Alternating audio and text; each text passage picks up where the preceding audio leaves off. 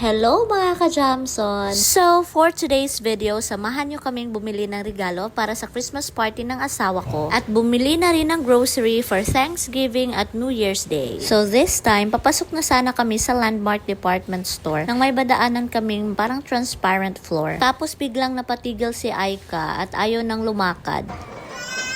Buti na lang to the rescue tong si Kuya Will at si Daddy. Kitang-kita mo kasi yung baba at saka medyo nakakatakot talaga tingnan. Since babae yung nabunot ng asawa ko, so nakapag-decide kami na bag yung ibibigay namin. Nakakita nga ako dito ng bag na fit for office attire at pinapili ko na si Daddy kung saan yung bet niya. Eto na nga yung napili namin. Pwede siyang gawing handbag, pwede siya gawing shoulder bag, at pwede ding sling bag. So bali 3-in-1 na siya, kaya nasabi kong worth it talaga siya for its price. At syempre, di ko na siya binitawan at pumunta na ako sa counter para bayaran to. I'm sure magiging masaya yung makakatanggap nito. Tapos nag-request si Kuya Will na sumakay daw kami nitong race car, so of course, request granted. Maganda din talaga dito sa Festival Mall kasi napaka-child friendly at marami ka talagang pwedeng gawin. Excited na nga itong si Kuya Will. And of course, pati si Mami. Kasama nga dapat si Daddy at Aika dito, kaso di pa pwede si Aika kasi masyado pa siyang maliit. Pagkatapos nga namin mag-enjoy dito sa race car, dumiretso na kami dito sa Landmark Supermarket. Pinasakay namin si Aika dito sa pushcart na may kiddie car. And of course, di din pahuhuli si Kuya Will. Kaso, ang laki niya na para dito.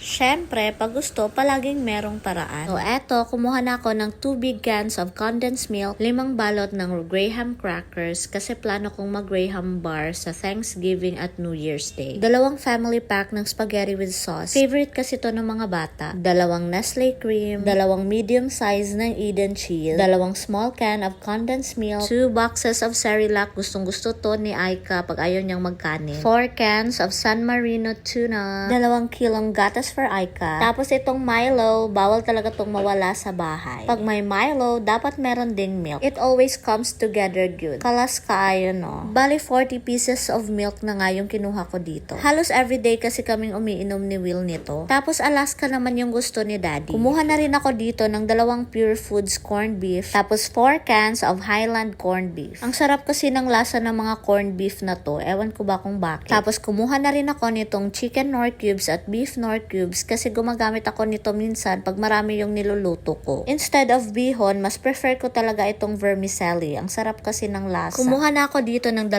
malalaki at 2 maliliit. And sometimes, I like to pair vermicelli with egg noodles. Tapos atay ng manok yung sahog. Ang sarap. Tapos pag pecha di peligro, eto na talaga yung mga ulam namin. Balik kumuha lang ako dito ng 5 noodles. Tapos nagdagdag na rin ako dito ng mga spaghetti sauce. 2 maliliit at 1 medium size. Tapos another bigger size spaghetti for Kuya Will's Christmas party. Kumuha na rin ako ng 1 liter of toyo at saka ketchup. Tuloy-tuloy lang yung pamimili ko kasi behave lang si Aika dito. Kumuha na din ako dito ng 2 litro ng canola oil. Tapos 2 crispy mix para sa fish fillet. Tapos etong garlic granulated to add taste to my cooking. Tapos kumuha din sana ako dito ng small pack of chicken nuggets. Kaso si Daddy sabi niya yung pinakamalaking pack na kasi paminsan-minsan lang to. Tapos kumuha na rin ako dito ng Yakult para everyday okay. For non-food essentials, kumuha na ako dito ng 2 sponge, 1 Zonrox bleach at 1 color safe, 2 dishwashing paste, Downy anti-kulog para mabango pa rin yung mga damit kahit walang init. Tapos keratin for my very long hair dahil buhok na lang talaga yung asset ko. Tapos eto naman yung shampoo na ginagamit ko. Tapos eto naman yung bath soap ni Aika, nilakihan ko na para matagal maubos. Tapos Bioderm soap para humot permi. Tingnan nyo naman yung baby namin na bored na kakaikot. For laundry naman, etong Breezy yung gamit ko. Gaya nga ng slogan nila, may lakas ng 10 kamay. Ito naman yung deodorant para sa mabangong kilikili ng asawa ko. Pag nag-grocery ako, nililibot ko talaga lahat. Ito naman yung toothpaste ko kasi malakas bumula. Ito naman kay Daddy. Nilagay na nga namin lahat sa iisang cart yung mga pinamili namin kasi napakabigat ng itulak. Dito naman tayo sa snack section. Etong Oreo is para sa Graham bar. Tapos etong Ribisco crackers talaga yung go-to snacks namin ni Daddy. Eto, ang sarap isaw-saw sa Milo with milk. Tapos eto namang iba, mga snacks ni Kuya Will para para sa school. Etong bread pan, favorite namin to tatlo. Etong mini mamon para kay Aika. Eto namang jumbo size para kay daddy. Tapos eto namang marshmallow, i-add ko to sa Graham filling ko. Kumuha na rin ako nito gamot sa cravings. At dahil babae tayo, bawal tong kalimutan. Eto na nga lahat yung mga pinamili namin. Pagod na si daddy kakatulak. Nandito na nga kami sa counter at grabe, kinakabahan ako sa magiging bill namin. Mga kalahati pa lang ng mga pinamili namin yung na-punch. Eto na yung naging bill namin. I-guess nyo nga yung bill namin, bibigyan ko kayo ng 200 pesos. Pagkatapos nga naming mag-grocery, kumain lang kami dito sa Jollibee. Tapos habang kumakain kami, nakita namin yung friends namin. Alam nyo, ang daming problemang pinagdaanan namin sa taong to. But I realized, sa dami ng pinagdaanan namin, God never failed to provide us our needs. Advance Happy New Year everyone, and thank you for watching. Amping!